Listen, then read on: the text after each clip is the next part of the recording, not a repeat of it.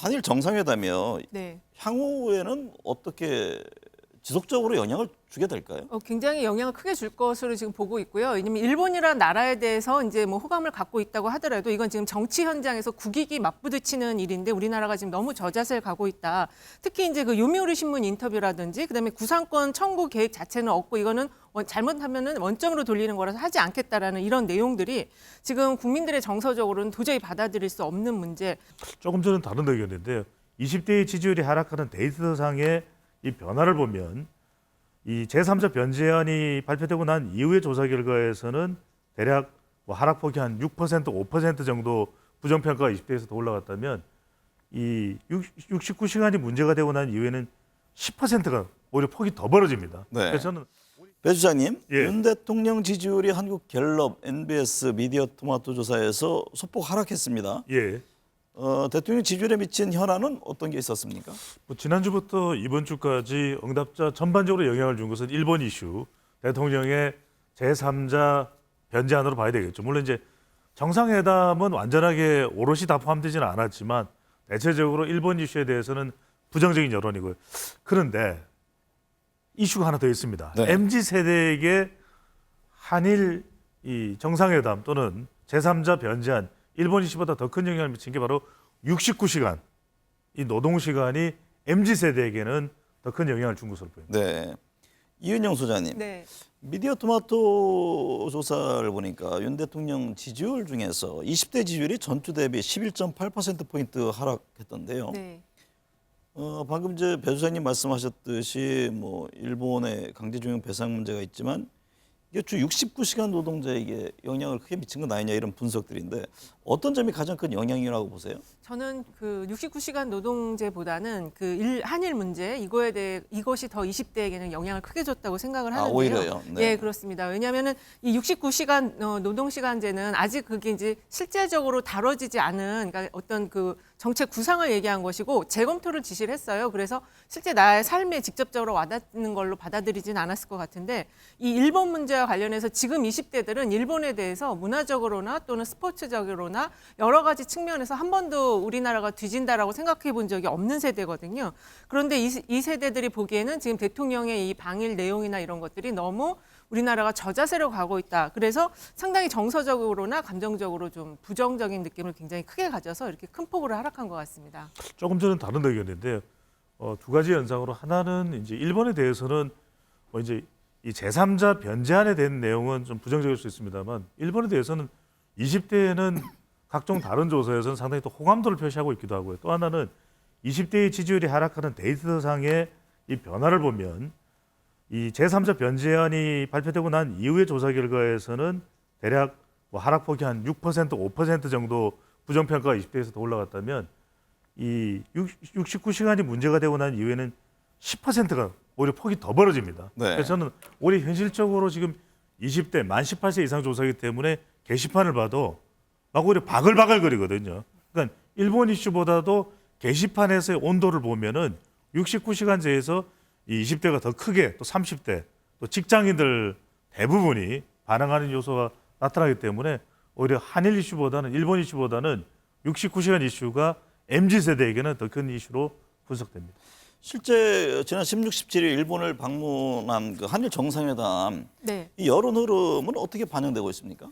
지금 일단 대통령 지지율 하락한 것으로 이제 그 증표를 좀 볼 수가 있는데요. 근데 네. 사실 이게 30대 지금 초반까지 내려왔거든요. 근데 사실 대통령 지지율과 관련해서는 이제 20대가 깨지느냐, 20%대가 깨지냐 안 깨지냐가 굉장히 중요한데 지금 향후 이제 뭐 정상회담 등의 여러 가지 일정이 5월까지 이제 쭉 그 흐름을 봐야 될 것 같아요. 그래서 네. 지금 이 대통령 지지율 흐름은 바로 이렇게 20%대를 깨지는 못하겠지만 8월 그 광복절까지 이렇게 큰 틀에서 본다면은 20%대까지도 내려갈 수 있다. 저는 그렇게 보고 있습니다.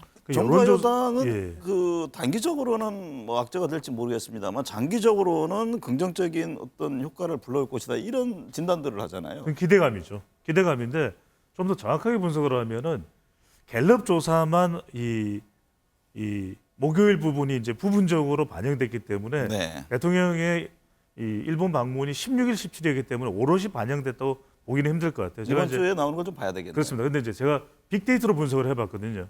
빅데이터 캐치 애니, 오피니언 라이브 그리고 이제 썸트렌드로 분석을 해보니까 제3자 변제안은 여전히 안 좋아요.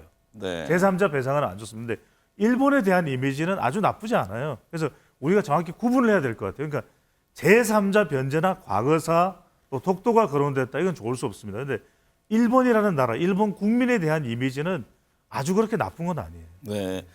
주말 도심에서는 이 한일 정상회담 규탄 집회가 있었고 네. 지금 뭐 야당의 반발 거세죠. 뭐 여당은 어쨌든 한일 양국의 파트너 국가로 거듭났다 이런 반박을 하고 있는데 이게 한일 정상회담이요. 네. 향후에는 어떻게 지속적으로 영향을 주게 될까요? 굉장히 영향을 크게 줄 것으로 지금 보고 있고요. 왜냐하면 일본이라는 나라에 대해서 이제 뭐 호감을 갖고 있다고 하더라도 이건 지금 정치 현장에서 국익이 맞부딪히는 일인데 우리나라가 지금 너무 저자세를 가고 있다.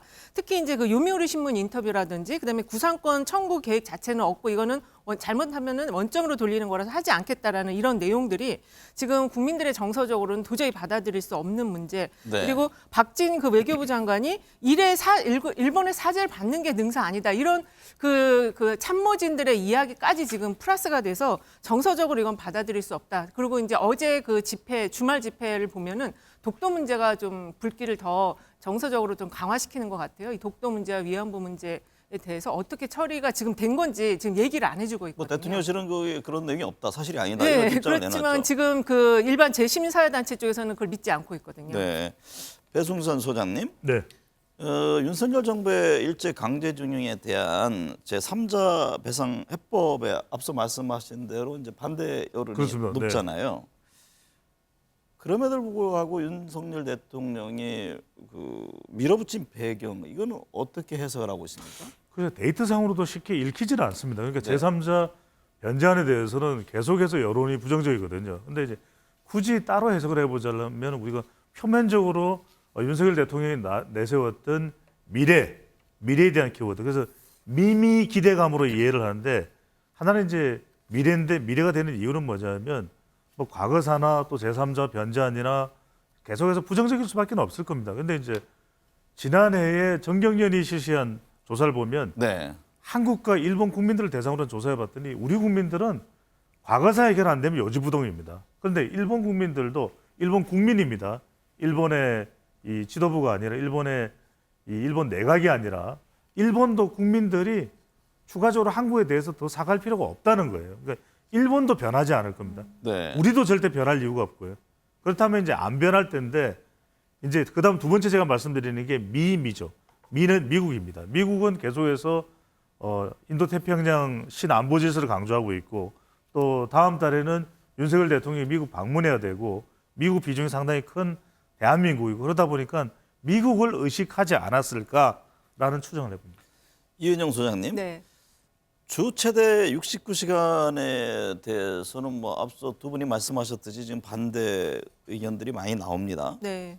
윤 대통령이 이게 60시간 이상은 무리다 예. 이런 입장을 냈잖아요. 네. 그래서 이제 정보안이 수정이 될 텐데 다수의 일주일 최대 근로 허용 시간이 만약에 50시간대로 조정될 경우 네. 여론의 향방은 어떨까요?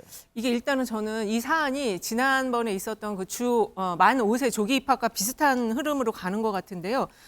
이게 지금 최근에 작년에 지금 조사한 걸 보면은 그 보건사회연구원에서 일생활 균형 실태 조사를 했었어요. 가장 적정한 주 5일 근로 시간이 어느 정도 되냐?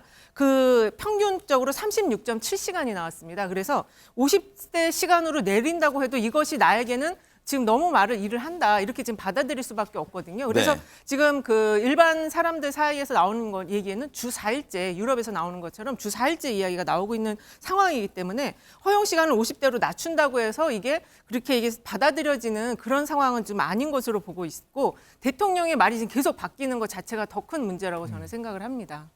자충수가 됐다고 봐야 되겠죠. 네. 그러니까 저는 빨리 원점에서 재검토하는 게 맞을 것 같고요. 만약 그냥 시간만 가지고 54시간제다, 50시간제다 우왕좌왕하는 모습을 비치면 지지율은 더 내려갈 수가 있는데 그렇게 되는 이유가 지금 20대, 30대, 40대 화이트 칼라 지지율에 영향을 줄 수 있거든요. 그뿐만 네. 아니라 블루 칼라 또 그리고 또 학생처에까지도 영향을 줄 수 있기 때문에 이건 원점에서 제대로 검토해서 제대로 발표하겠다고 하는 것이 최선의 조치일 것으로 보입니다.